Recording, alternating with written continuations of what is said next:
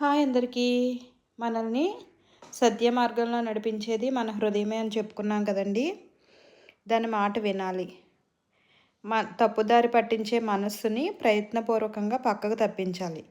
అంటే మన మనస్సు ఒక్కోసారి వ్యతిరేక ఆలోచనలు వస్తూ ఉంటాయి. దాన్ని మనం ప్రయత్నపూర్వకంగా పక్కకు తప్పించాలి. మన బుద్ధి ద్వారా దాన్ని పరిశీలించుకుని పూర్తి ప్రణాళికతో ఏ పనైనా సరే ముందుకు నడిపించాలి. అది మంచి చెడు ఆలోచించుకుని అలా ముందుకు నడవాలి. ఫలితాలు ఎలా వచ్చినా కూడా స్వీకరించడానికి సిద్ధపడాలి. హనుమంతుడు సీతమ్మ వారి కోసం అన్వేషణలో ఉన్నప్పుడు ఎన్నో రకాలుగా ఎంతోమంది సాయం చేశారంట. కానీ భారతీయ యుద్ధంలో కర్ణుడికి అన్ని చోట్ల కూడా వ్యతిరేక పరిస్థితులు ఎదురయ్యాయి.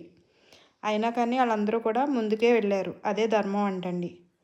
ఎక్కడ ఆగకూడదు, అలసిపోకూడదు, ఆందోళన చెందకూడదు. భగవంతుడి చేయి ఎప్పుడూ కూడా వదలకూడదు. పూర్తి శక్తియుక్తులతో పనిచేయాలి. అప్పుడే జన్మ సార్థకమవుతుంది.